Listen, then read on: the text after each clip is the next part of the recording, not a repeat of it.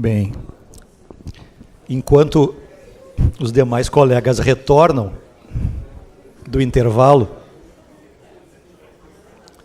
o intervalo sempre recebe a chamada interpretação extensiva, né? Queria comentar com os senhores sobre uma observação que o Jácio me trouxe aqui a respeito de um artifício que alguns executados utilizam para tentar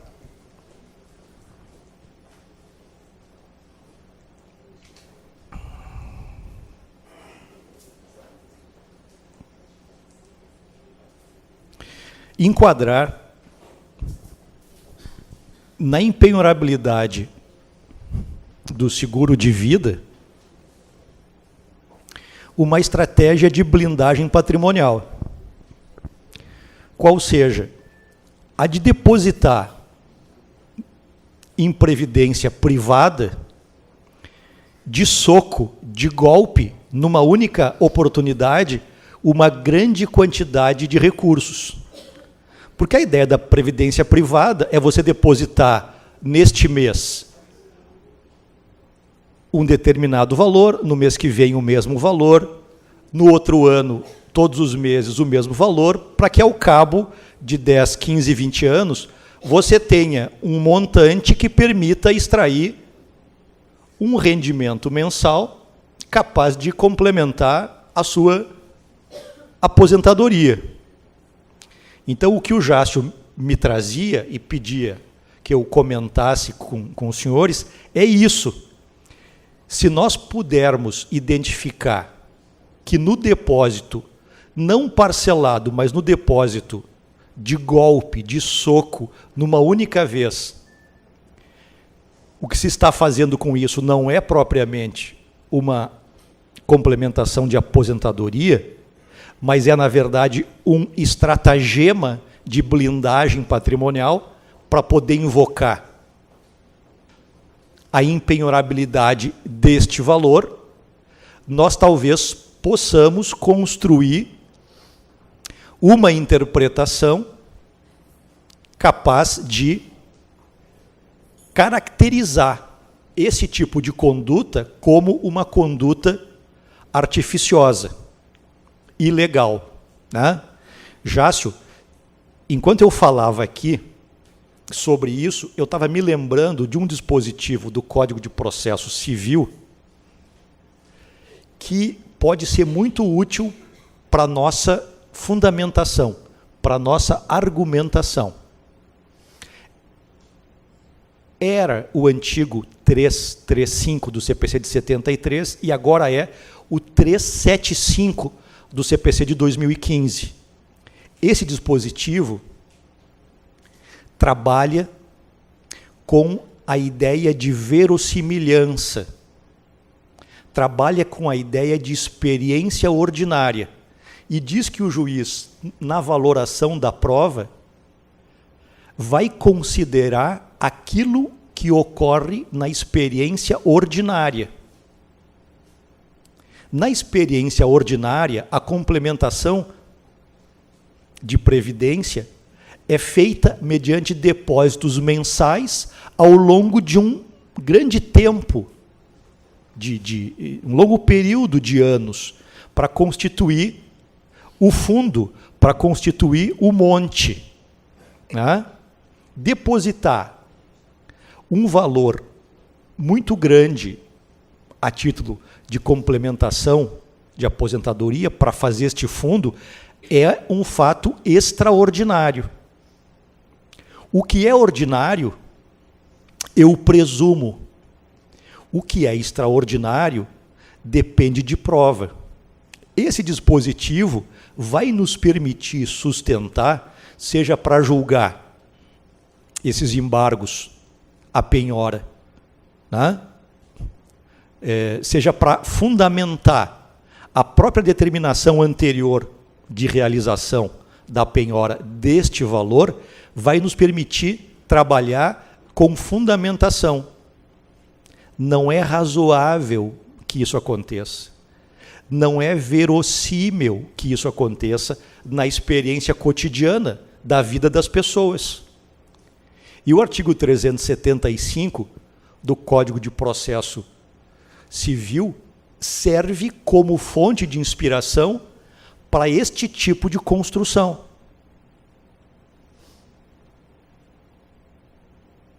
Porque não é ordinário eu depositar 500 mil reais de uma vez só em previdência privada. O ordinário é que eu deposito todos os meses uma pequena quantia para que ao longo de 10, 20 anos eu tenha uma renda mensal no futuro. Se eu deposito os 500 mil numa única oportunidade, talvez eu esteja querendo fazer blindagem patrimonial para dizer que este valor é impenhorável. Tá? Então, não sei se consegui já dar o recado, mas a ideia que me ocorreu é que, nesses casos, os senhores trabalhariam com argumentação jurídica a partir daquilo que ocorre na experiência ordinária, na experiência cotidiana. Né? Ordinariamente, isso não acontece. Né? Bom, se não acontece, então eu vou reputar este fato como extraordinário. E, a partir daí, vou fazer a construção da existência de eventual blindagem patrimonial mediante a utilização desse artifício.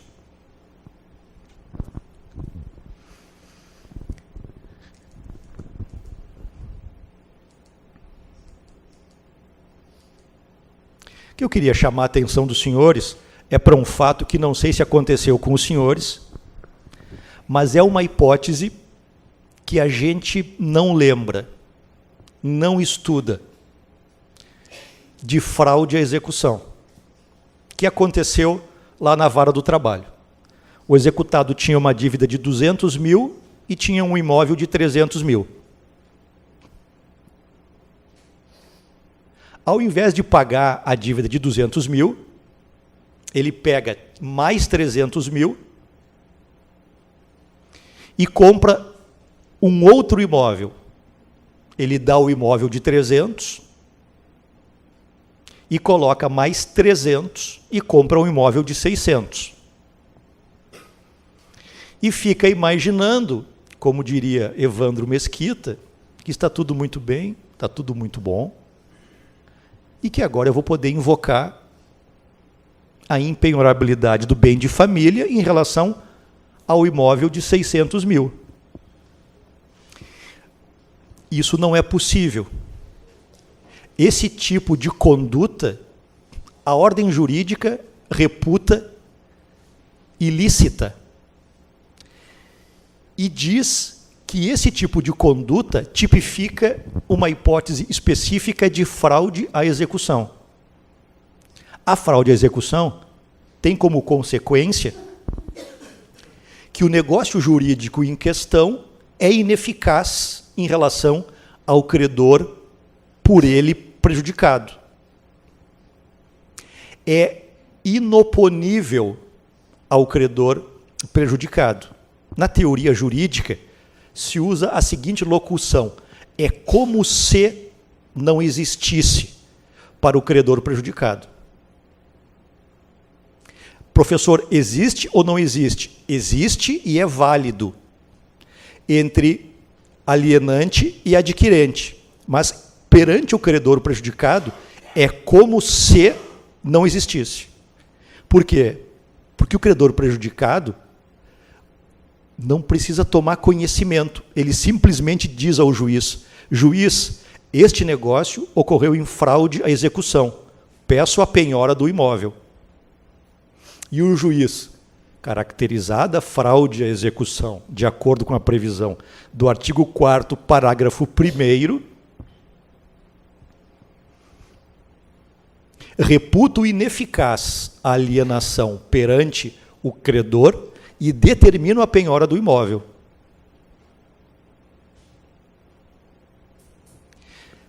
Como se trata de uma hipótese específica de fraude à execução e a gente não estuda, não se lembra que há esta previsão, quis trazer isso para os senhores. Porque, no nosso caso, o credor se achou inteligente. Em vez de pagar as dívidas, quis comprar um imóvel melhor. Mas o que a lei estabelece é que este tipo de situação jurídica tipifica uma hipótese bem característica e bem específica de fraude à execução no âmbito do bem de família. No bem de família. E aí nós determinamos a penhora do imóvel de 600 mil. Resultado: pagou os 200 mil que devia para não perder o imóvel de mais valor que ele adquirira. Tá? Então, essa situação é uma situação que muitas vezes a gente olha para ela, não sabe que ela tipifica fraude à execução e imagina, bom, o imóvel de 600 mil tem mais valor, mas como é bem de família, eu não posso penhorar, porque o bem de família é impenhorável. Neste caso, em que o devedor, de má fé, abandona um imóvel de menor valor para um imóvel de maior valor, o legislador foi lá e identificou, olha, isso aqui você não pode fazer. Isso aqui é ilícito processual.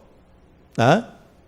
E aí nós vamos penhorar o bem de maior valor, porque adquirido em fraude à execução. Essa é uma específica hipótese de fraude à execução. Mas isso aí, professor, vai acontecer só quando essa transferência se der ou no processo ou quando ele já estivesse falando insolvente? Exatamente. Exatamente. Nós temos que ter o processo ajuizado para se caracterizar fraude à execução. Tá? Mas o processo estando em curso, vamos admitir, até na fase inicial do conhecimento da ação, a ocorrência dessa transferência vai caracterizar a fraude à execução. Embora eu só vá perceber esse fato e declarar a fraude um pouco mais adiante. Tá? Quando percebo que não há outros bens, vou pesquisar e descubro que ele vende o imóvel de 300, compra um de 600, imaginando que poderá invocar a impenhorabilidade da Lei 8.009. Né? Esse tipo de conduta, a lei reprime, reputando caracterizada hipótese de fraude à execução. A consequência do negócio realizado em fraude à execução não é, letra A, pode ser uma questão para concurso, não é ato nulo, não é ato anulável, não é ato inexistente, não é ato revogável. Letra E, é ato ineficaz. Ineficaz em relação ao credor prejudicado pelo negócio. E aí a teoria jurídica vai usar esta locução. É como se o ato não existisse para o credor prejudicado. Tá? Contra o credor prejudicado, o negócio que é válido entre os contratantes, em relação a ele, é inoponível. Ele pode desconhecer o negócio e pedir ao juiz que, declarando o negócio em fraude à execução, determine a penhora do bem, no nosso exemplo, de 600 mil reais. Outra hipótese de fraude à execução é a hipótese de penhora de crédito. Certa vez me perguntaram o que se poderia fazer quando o terceiro locatário, intimado pelo juiz para depositar os aluguéis devidos ao executado em juízo, deixa de fazê-lo. O executado tem um imóvel. O executado loca este imóvel para o locatário Pedro. Vem o credor e postula ao juiz a penhora dos aluguéis. O juiz defere a penhora dos aluguéis e determina que o locatário Pedro, ao invés de pagar para o executado, deposite em juízo o valor dos aluguéis.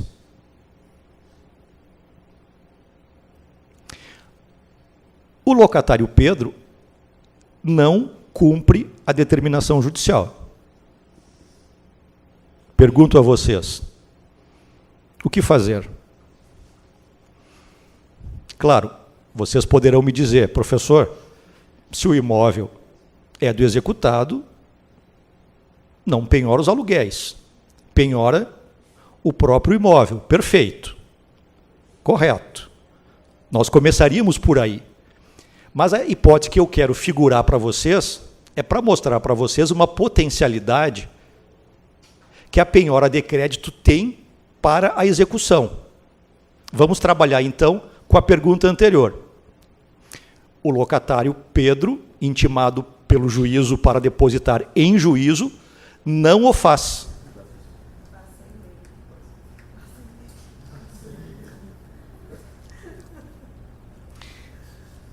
O terceiro só se desonera da obrigação na penhora de crédito depositando em juízo.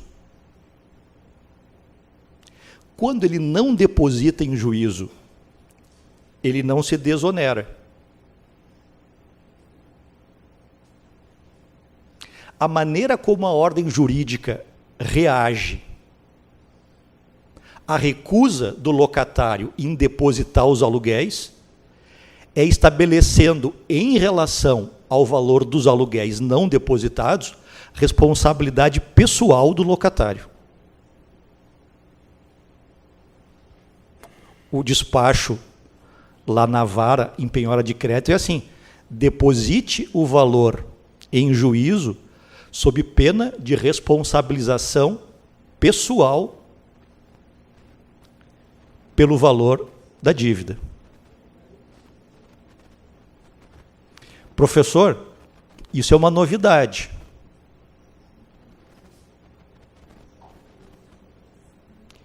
Por que que isso acontece?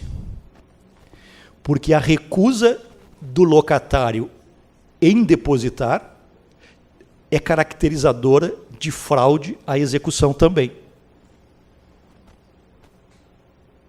E aí a responsabilidade recai sobre ele, que deixou de cumprir o dever de depositar. Pois não.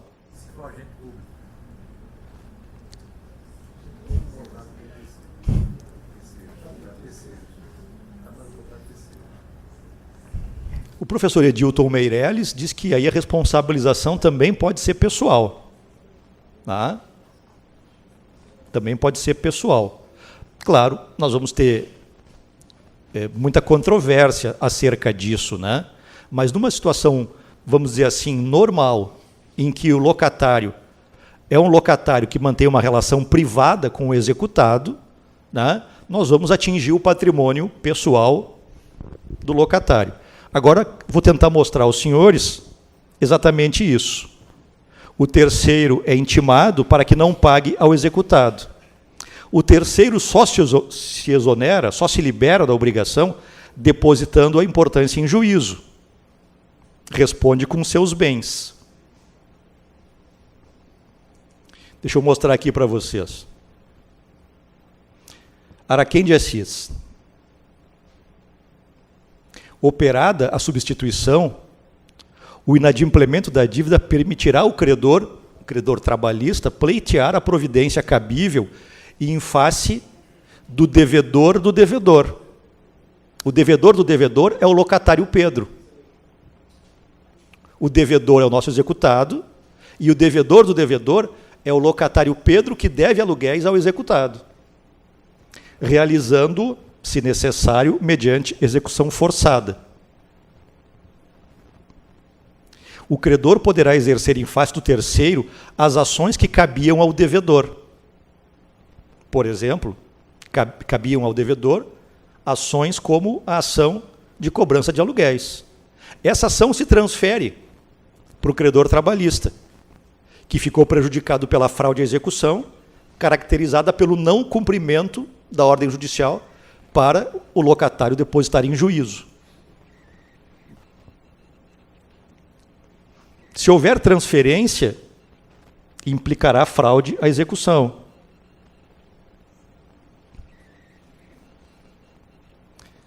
O exequente se substitui na condição de credor do terceiro e poderá adotar as medidas necessárias à obtenção das parcelas creditícias. Jurisprudência, que aí nós ficamos mais seguros. Penhora de crédito, descumprimento da ordem judicial, apreensão do valor diretamente na conta bancária do terceiro, legitimidade. Em se tratando de penhora de crédito decorrente da prestação de serviços, é legítima a apreensão do valor diretamente em sua conta corrente bancária, em hipótese de descumprimento da ordem judicial, conforme interpretação sistemática dos artigos tais e tais do Código de Processo Civil. Aqui o terceiro não depositou e teve o seu patrimônio atingido exatamente porque esse tipo de conduta é uma outra hipótese específica de fraude à execução, que nós também não costumamos estudar de maneira específica, né? Nós costumamos estudar a fraude à execução que está aqui identificada, que é aquela mais tradicional, quando ao tempo da alienação tramitava a ação contra o devedor capaz de reduzi-lo à insolvência. A fraude à execução exige a presença de uma ação já ajuizada, não precisa o processo estar na fase de execução, pode estar na fase de cognição, e pode ser qualquer ação, né? Até uma ação cautelar. Né? Fora o professor Manuel Antônio Teixeira Filho, a doutrina do processo civil, Marinoni, por exemplo, aceita que seja uma simples ação cautelar. A existência da ação tem que ser a época da alienação do bem. Se a alienação aconteceu antes da propositura da ação, nós não teremos fraude à execução. Nós poderemos ter uma outra figura. Me ajudem. O que nós poderíamos ter? Ótimo. Nós poderíamos ter fraude contra credores. E letra C, alienação do bem é capaz de produzir a insolvência do executado. Efeitos da fraude à execução. A alienação é ineficaz em relação ao exequente. Declara-se essa ineficácia nos próprios autos da execução. Há requerimento da parte ou mesmo de ofício. Lembrem-se, a fraude à execução caracteriza um ilícito processual.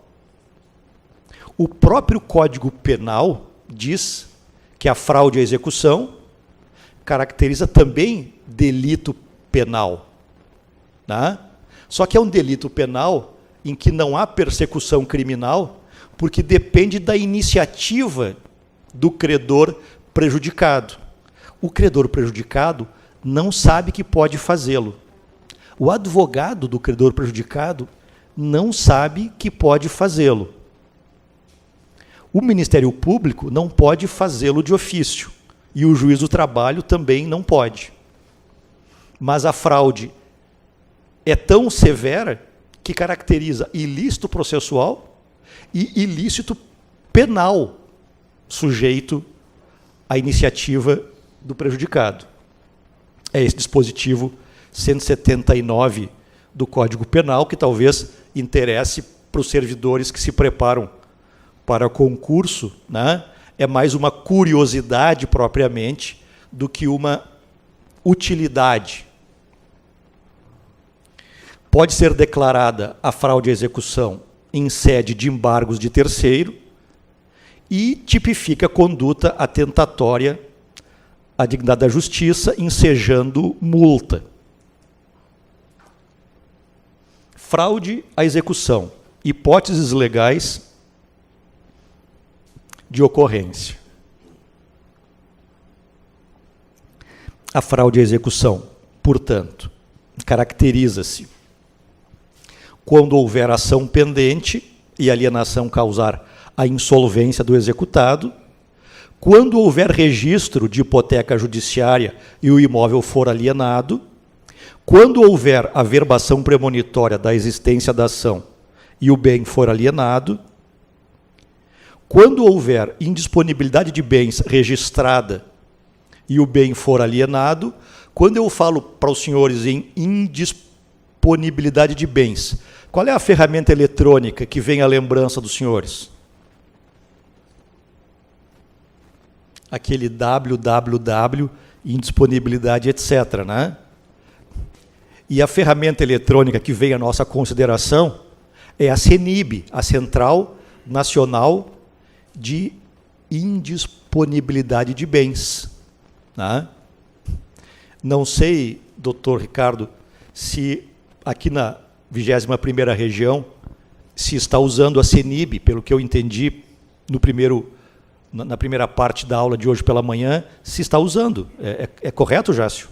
Poucas varas estão usando, é uma ferramenta que precisa ser ainda divulgada mais, mas eu acho que nem todos estão usando. Mas vejam bem, eu diria que o CNJ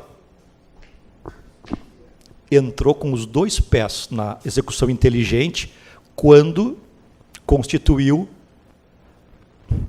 a CENIB. Porque a CENIB permite indisponibilizar imóveis em todo o território nacional. Todo o território nacional. Qualquer juiz da jurisdição brasileira pode fazê-lo. Pelo CNPJ da pessoa jurídica e pelo CPF da pessoa natural. Se a empresa tiver 10 imóveis registrados, a CENIB pega os 10. Se tiver 15, pega os 15. Se tiver 20, pega os 20. Se a pessoa natural tiver 5 imóveis registrados, o comando do juiz pega os 5. Se tiver 20, pega os 20. Se tiver 30, pega os 30. Ah, e tem mais uma coisa. E aqui está o sentido da dimensão prospectiva da indisponibilidade. Bens presentes e futuros. Professor, como assim? Explique melhor.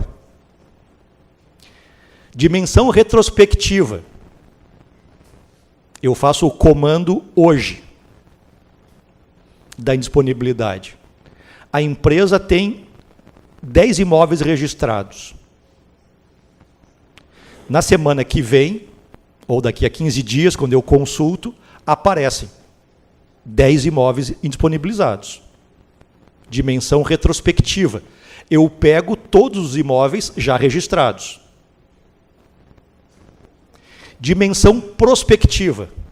Eu faço o comando hoje, consulto daqui a 15 dias, não tem nenhum imóvel. Mas eu preciso fazer um agendamento de novas consultas periódicas. Porque daqui a 6 meses, o executado Pedro olha assim, diz assim, agora está tudo dominado. Já faz muito tempo que aquele processo estava em andamento, já posso registrar o meu contrato de gaveta. Vai ao cartório de registro e diz para o registrador, quero registrar este contrato. Registro 7. Aquisição do imóvel tal pelo executado Pedro. Registro 8.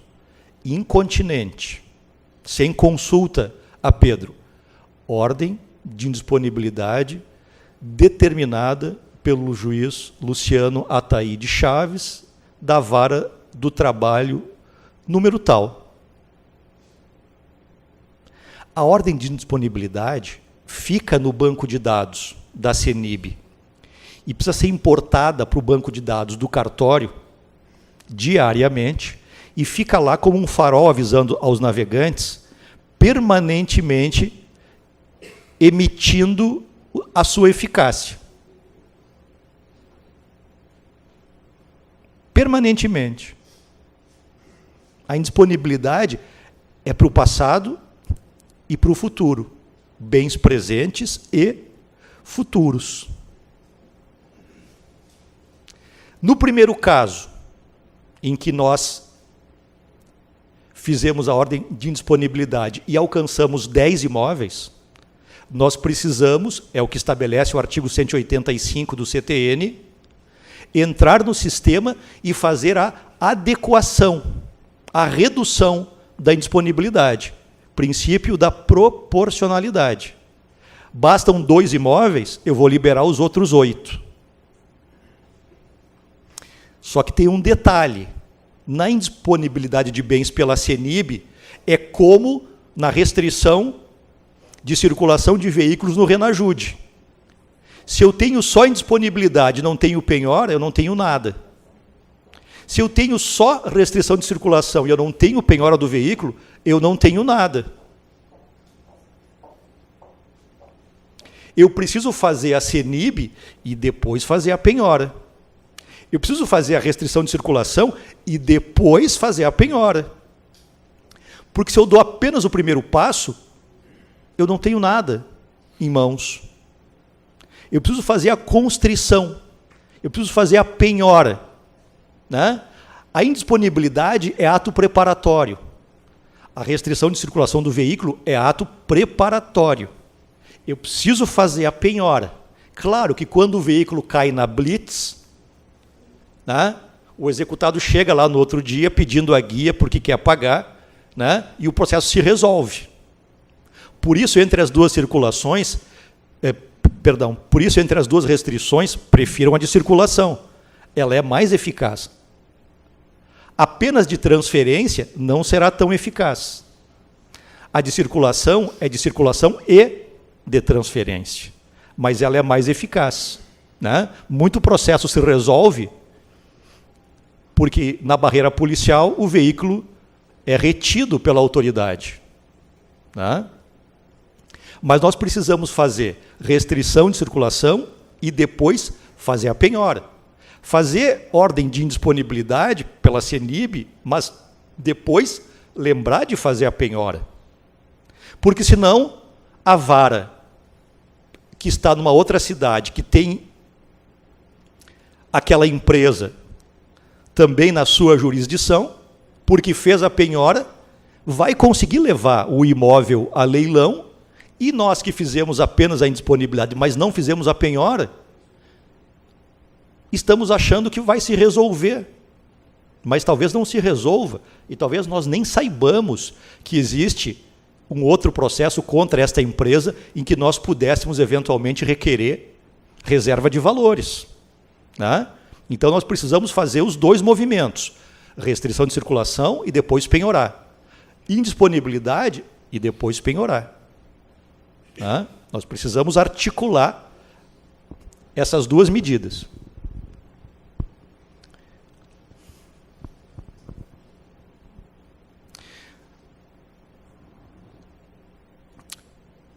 O número 5, já falamos a respeito, é sobre a fraude à execução, no caso de execução de crédito. No caso de penhora de crédito, melhor dizendo. E o item 6 também comentamos a respeito do bem de família de maior valor.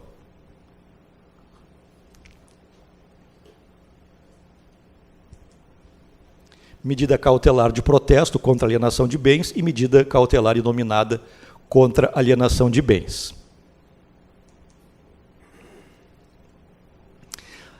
Nós poderemos ter, e também não temos estudado essas questões, caracterização de fraude à execução que passa por nós sem ser percebida. É o caso em que o casal se separa, o cônjuge separando tem dívidas, a esposa não tem, e na hora de dividir o patrimônio fica 100% com a esposa, 0% com o cônjuge se separando devedor. Este tipo de partilha de bens desproporcional pode caracterizar fraude à execução. Se o juízo considerar que uma tal partilha de bens caracteriza fraude à execução, por ser desproporcional, ele pode declarar esta partilha de bens em fraude à execução. A consequência desta declaração é reputar a partilha ineficaz, o que permitiria a penhora de bens transferidos para a esposa. Então, a dação em pagamento pode ser uma forma de fraude à execução, a renúncia à herança também, a partilha de bens em separação consensual. Observem o despacho do juiz estadual. Homologo a partilha de bens e, normalmente, no final tem uma oração que complementa a decisão, sem prejuízo de interesse de terceiros, sem prejuízo a terceiros. Por quê? Porque o juiz estadual não sabe qual é o contexto das dívidas do casal que está em separação. Então ele faz essa ressalva para já ficar claro que terceiros prejudicados pela modalidade de partilha de bens escolhida possam fazer valer seus direitos em relação ao casal, em relação àquela partilha.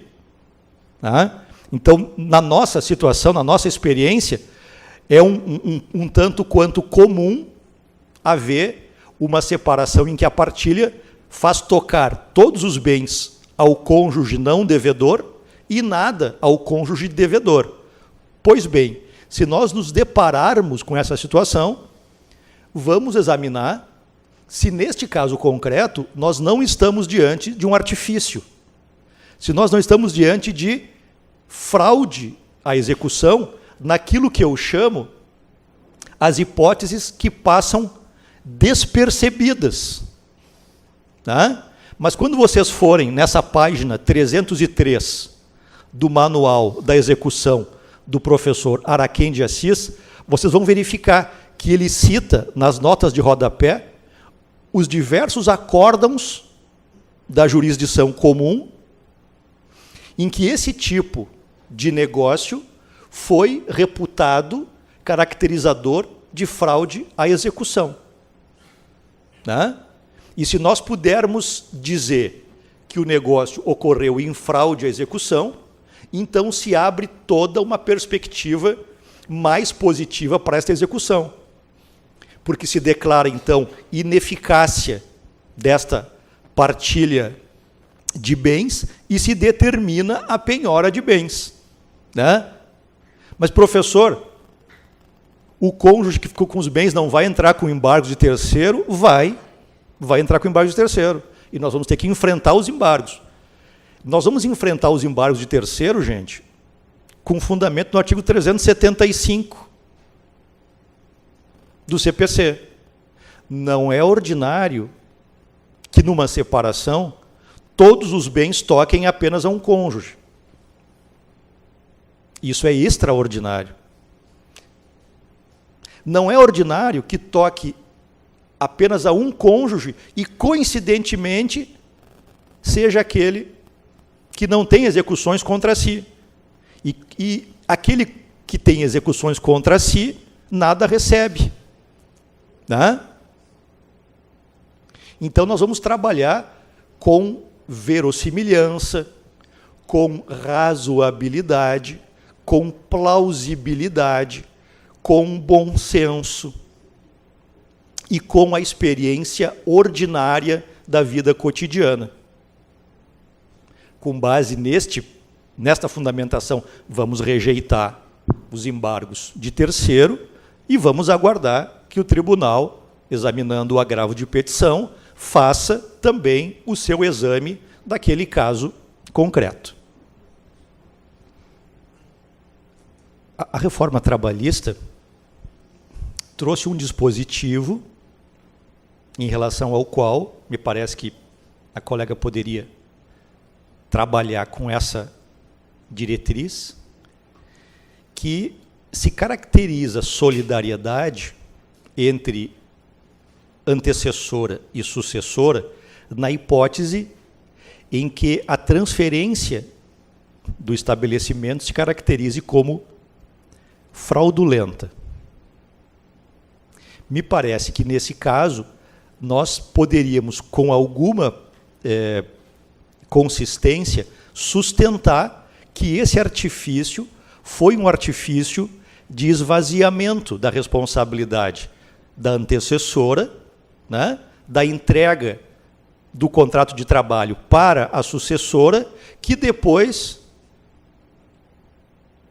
surpreendentemente, entra em recuperação judicial.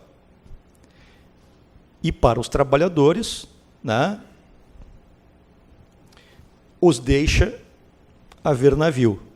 Possivelmente, isso é uma estratégia empresarial pré-ordenada. Pré-ordenada.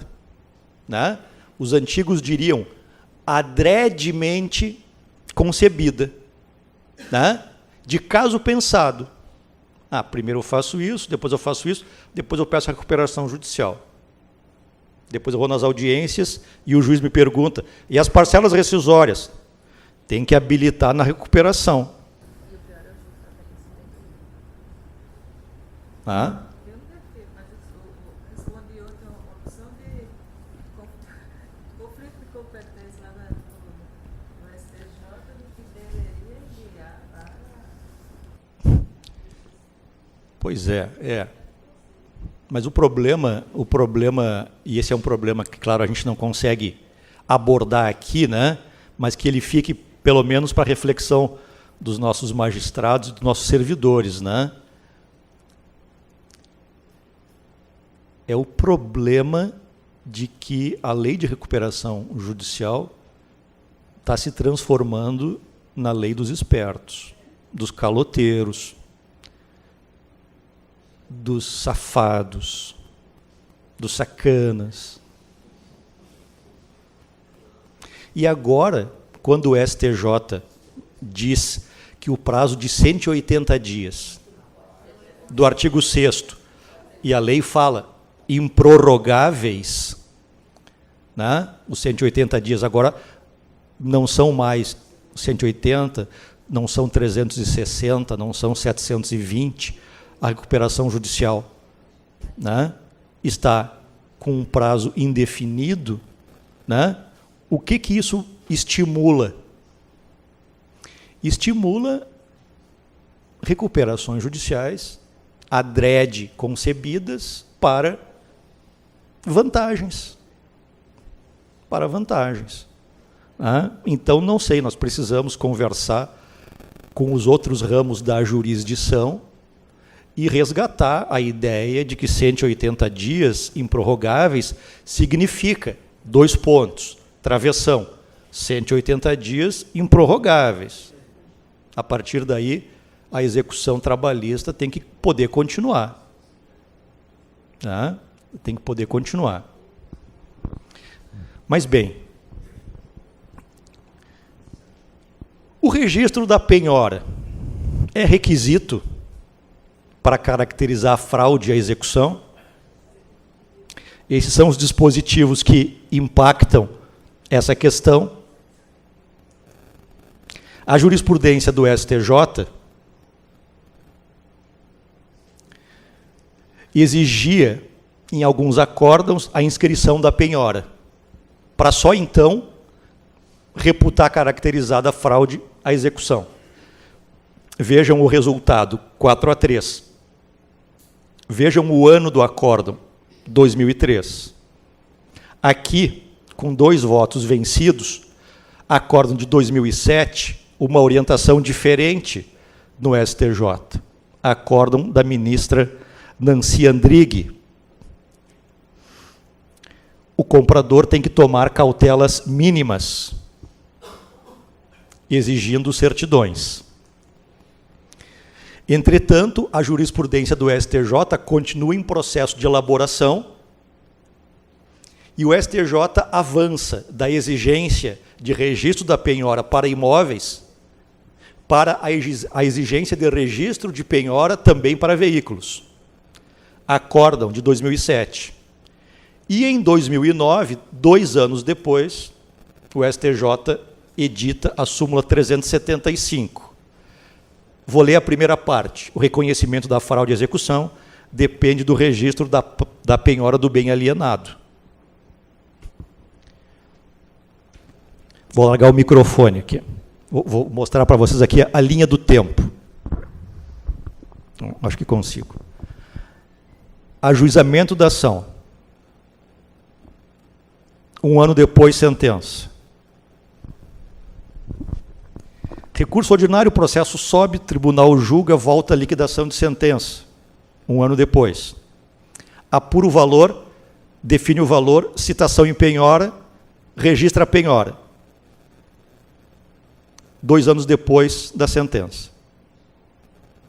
Daqui para cá, registrada a penhora, a súmula diz: tem fraude e execução, mas daqui para cá pode fraudar à vontade, que não tem fraude e execução.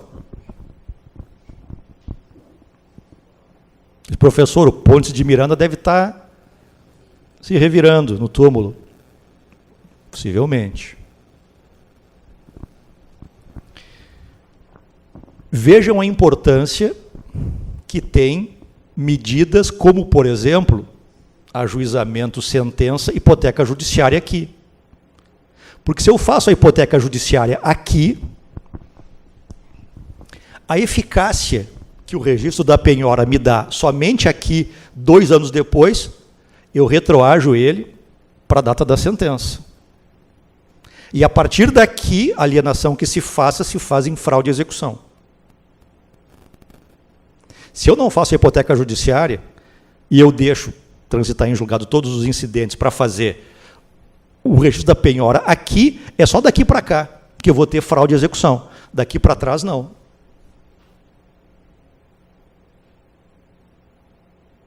Professor, e a segunda parte da súmula? O senhor falou que ia ler só a primeira parte. Ou da prova da má-fé do terceiro adquirente. Quem tem que provar que o terceiro adquirente está de má-fé é o credor. A prova da má-fé é a prova de que o terceiro adquirente tinha conhecimento da existência da ação que tramitava contra o executado alienante. Mas, professor, isso é quase a prova diabólica. É um ônus de prova muito difícil para o credor. Por isso que a súmula, sendo assim como é, e estabelecendo que a fraude à execução só vai se caracterizar daqui para frente, nos faz pensar em mecanismos para fazer retroagir a eficácia que gera o registro da penhora. Se eu faço hipoteca judiciária na sentença, eu puxo para trás 2 anos essa eficácia. Mas se eu não faço, eu vou ter que esperar até chegar aqui para registrar a penhora e, a partir daqui, ter a eficácia. O devedor é uma pessoa inteligente. O seu advogado é uma pessoa treinada. Aqui na sentença, onde eu poderia fazer a hipoteca judiciária, eu não fiz. O processo vem tramitando, e quando está se aproximando da fase de penhora e registro, O que faz o advogado do devedor? Olha, devedor, sabe esse teu veículo? O oficial de justiça vai encontrar. Sabe esse teu imóvel? O juiz vai localizar. Mas se tu venderes o veículo, se tu venderes o imóvel, o dinheiro, esse tu esconde. O que vai fazer o executado? Em autotutela? 70% dos empregadores do Brasil são pequenas e microempresas. São essas que cometem fraude e execução. A grande empresa não comete. Vão cometer a fraude e execução, que a súmula 375 diz que não é fraude e execução, porque ainda não havia sido registrada a penhora. A tendência com a súmula é a fraude e a execução se generalizar. E se nós não identificarmos no sistema técnicas de combate à fraude e à execução, nós vamos ter inúmeros processos que vão para o arquivo com dívida, porque a alienação aconteceu antes do registro da penhora, e a súmula 375 diz que, nesses casos, não se configura fraude à execução.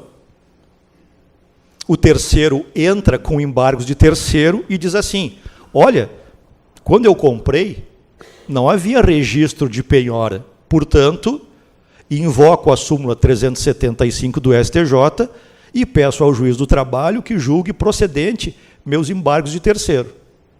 E o juiz do trabalho dirá, com fundamento na súmula 375, razão assiste ao embargante, julgo procedente os embargos de terceiro, cancelo a penhora determinada sobre o imóvel. Indique o credor outros bens para a penhora. Se houver outros bens, vamos atrás. Se não houver outros bens, o processo vai para o arquivo com dívida. Tá? Agora, se nós aqui tivéssemos feito a hipoteca judiciária, evitaríamos diversas situações de fraude à execução que tendem a se realizar. Já vou dar a palavra para o Jácio, mas só para comentar, o professor Manuel Antônio Teixeira Filho usa a palavra velhacos. Velhacos são desonestos. Né? Diz ele, a súmula estimula as velhacadas do devedor. A súmula quer proteger o terceiro de boa-fé. E nisso, a súmula adota uma posição louvável.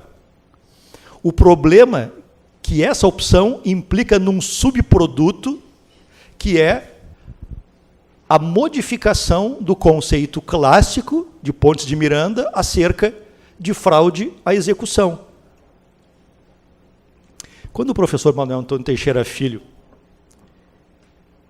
escreveu a respeito disso no livro dele, o livro dele é de fevereiro de 2009. E aí ele disse assim, a hipoteca judiciária é um instituto que não tem maior importância. Eu li aquilo e disse assim,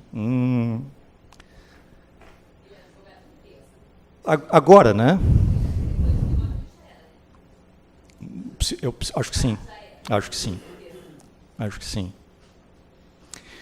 Mas a posição dele, nesse particular, até que é boa, porque ele diz que não se aplica a súmula 375 do STJ, mas o TST diz que se aplica, e os regionais dizem que se aplica para nós. Né?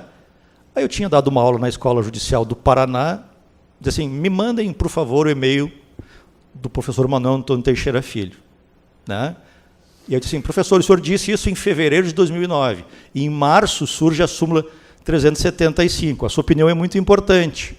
A hipoteca judiciária é um meio de evitar a fraude e execução. O senhor tem que se posicionar a respeito desse tema depois do advento da súmula, porque o seu livro é anterior. E ele lança o novo livro dele, onde ele diz assim, Consideramos que a súmula não se aplica ao processo do trabalho. Entretanto, se a nossa posição não prevalecer, é o caso de valorizar a hipoteca judiciária prevista no artigo 466 do CPC. Ele estava falando no CPC de 73. Tá? A hipoteca judiciária é uma coisa muito importante. Né? Muito importante já era, só que nós não percebíamos. Depois do advento da súmula,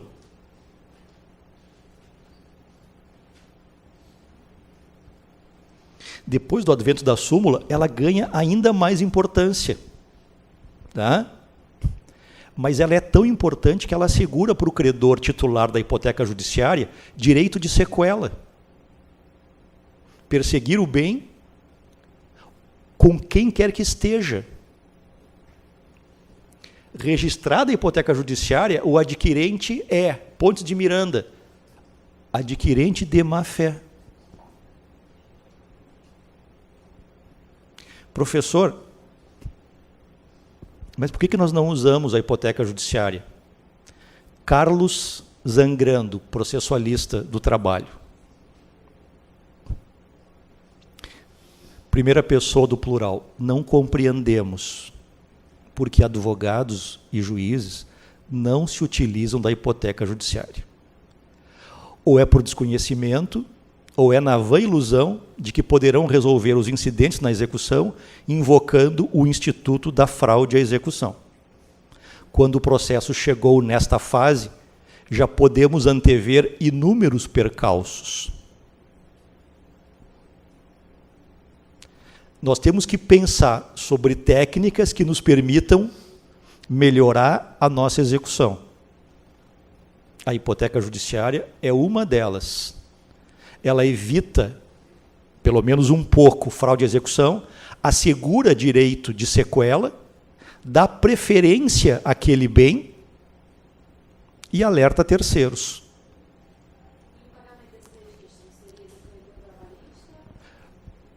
Como se trata esse pagamento de emolumentos, e são emolumentos que dizem respeito à futura execução, vale a regra geral. As despesas da execução correm por conta do devedor.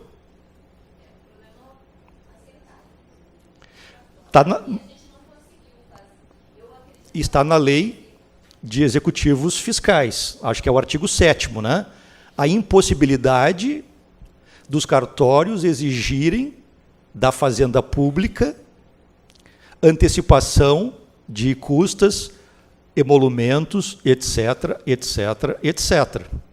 Né? Aos magistrados que se deparem com essa dificuldade, a minha sugestão é: entrem em contato com o juiz estadual, para que o juiz estadual oriente o registrador a suscitar o processo administrativo de dúvida. Esse processo administrativo de dúvida é resolvido pelo juiz estadual, que é o corregedor dos cartórios, que vai dizer: você não pode exigir custas antecipadas, porque isso está previsto no artigo 7º da Lei 6.830 de 1980. Né? Você poderá cobrar esses emolumentos a posteriori, mas não poderá condicionar a este pagamento o cumprimento de determinação judicial. Pois não, colega?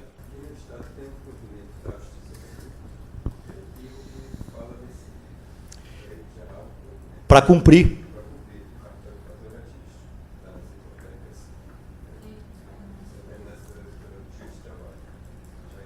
Já existe. Olha aí, ó. Então, um provimento da Corregedoria Estadual determinando que se faça. Só que aqui em Natal, eu estou com um problema de uma adjudicação de um imóvel e a exequente não conseguiu passar para o nome dela, porque o cartório está exigindo que ela pague o imposto de transmissão. Ela não tem condição.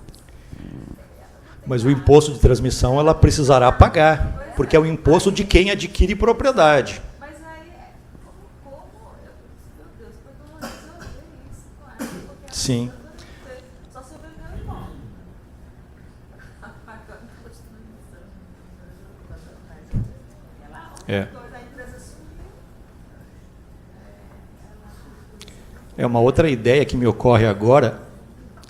Avaliem se não é uma ideia um tanto quanto fora da casinha. Seria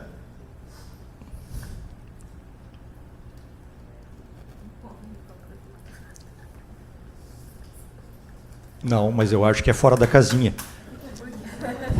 Eu estava pensando em lançar isso na conta e atribuir ao executado, mas acho que nós não podemos chegar a tanto, né?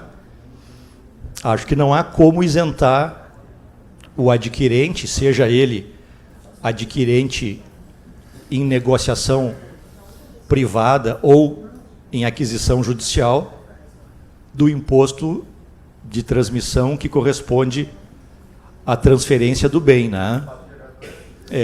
Me parece que sim. Me parece que não sei. Já, se você vê uma alternativa? Eu acho que seria possível construir um entendimento na parte dispositiva da sentença, que a gente está falando de mecanismos que evite fraude e retroagir ao tempo da sentença, no sentido de aplicar, independente do trânsito julgado, a opção do CENID, que é uma disponibilidade. Nós não estamos fazendo uma penhora, mas evitaria a alienação, a fraude futura com a disponibilidade dos imóveis e na parte também de veículo, com restrição não de circulação, que estaria ainda na sentença, se discutindo ainda. Aí poderia ser de transferência, né? De transferência, ficaria razoável. Que aí talvez resolveria sem muito embaraço, porque o CENID atingiria os sócios da empresa, apenas a indisponibilidade, mas em todo o território nacional. Nós estamos fazendo, numa interpretação extensiva, hipoteca judiciária de veículos via Renajude. Hipoteca judiciária de imóveis via CENIB. Só que nós temos que depois entrar no sistema, constatar que tem 10 imóveis, verificar que para nós basta um, liberar os outros 9. Né? Porque nós comandamos hoje a indisponibilidade e nós não sabemos quantos imóveis estão registrados. A indisponibilidade vai atingir todos os imóveis registrados. Se são 10, nós temos que liberar os outros 9 e ficar apenas com aquele que é suficiente para a garantia da futura execução.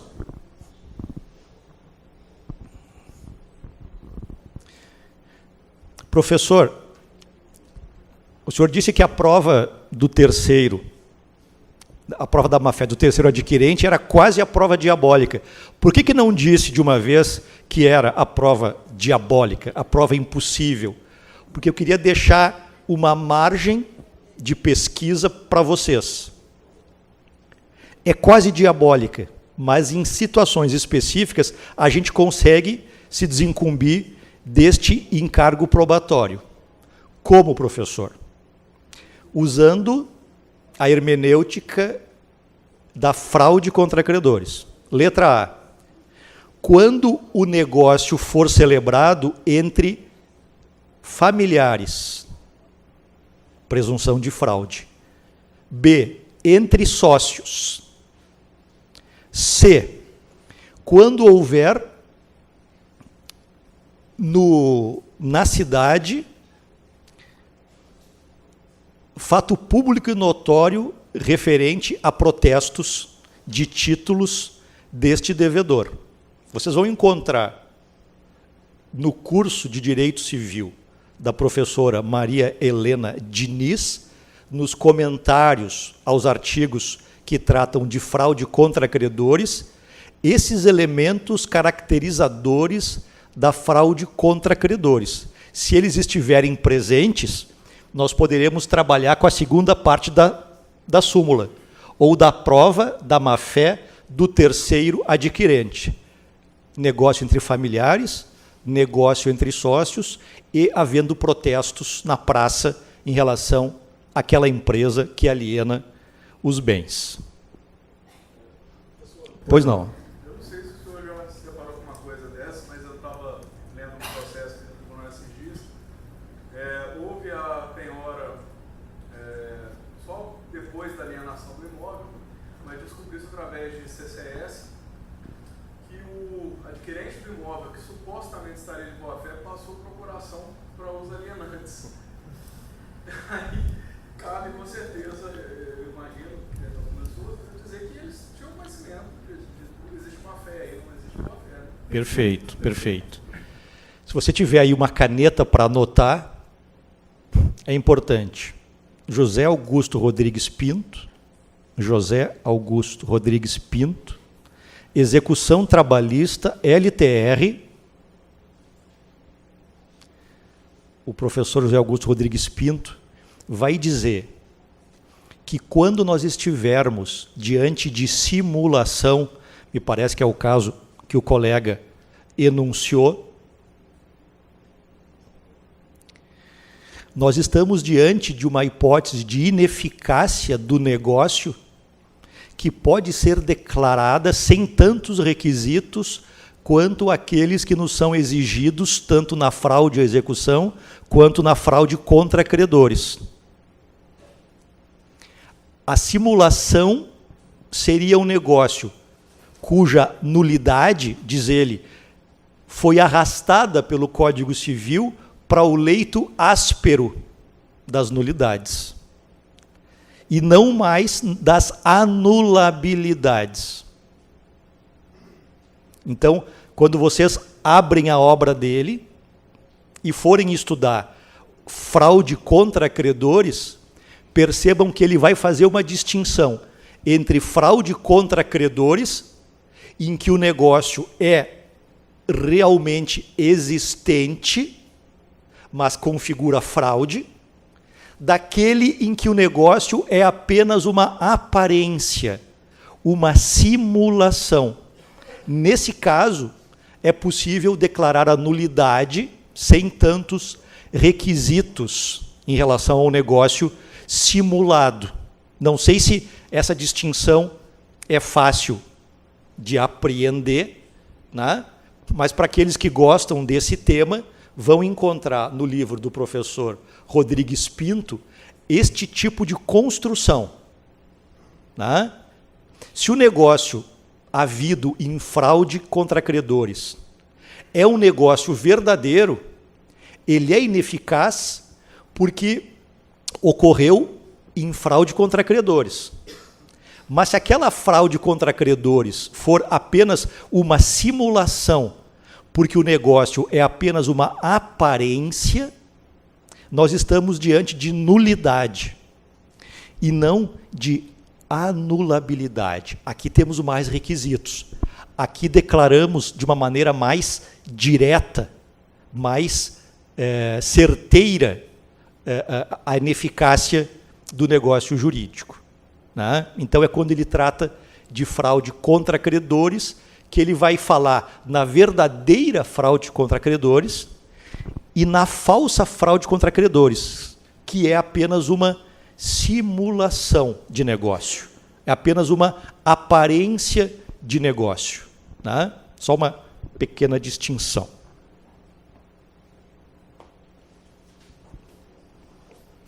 Medidas para combater a fraude à execução.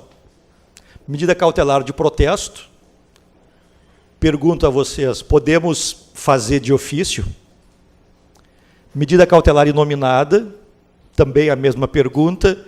Hipoteca judiciária, averbação premonitória, indisponibilidade de bens.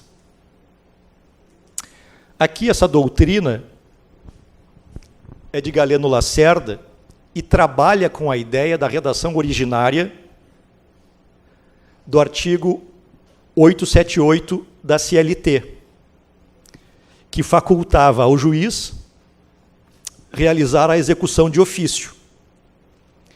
Com a reforma trabalhista, a partir de novembro, a execução de ofício, segundo os inspirados autores da reforma, só pode ser feita quando as partes não tiverem procuradores, estiverem agindo mediante jus postulandi. Né? Essa doutrina que eu trouxe é ainda fundamentada na redação anterior do artigo 878.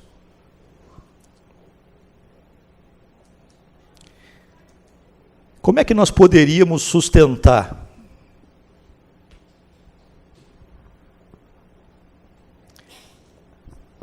a possibilidade do juiz determinar medidas cautelares de ofício no interesse do resultado útil do processo?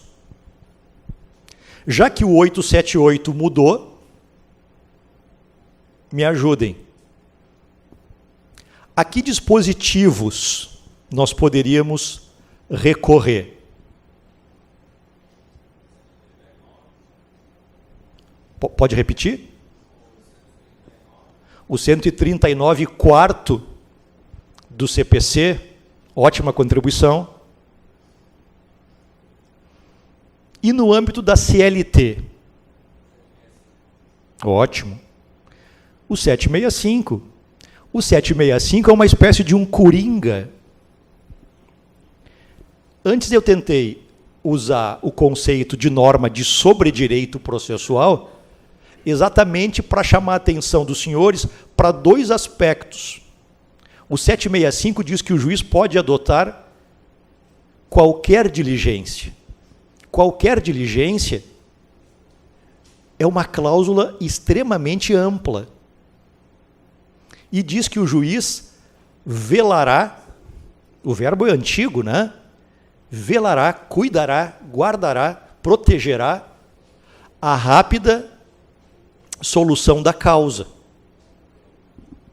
Então, me parece que o 765, com a modificação que sofreu o 878 na reforma trabalhista, vai ser o fundamento que vai nos permitir continuar trabalhando na execução com iniciativas, com criatividade, com medidas de proteção do resultado útil do processo. Né? Então, nós podemos pensar em hipoteca judiciária 495 do CPC mais 765. Né? Nós podemos pensar no 185 A do CTN, que trata de indisponibilidade, mais 765, para usar a CENIB. Tá?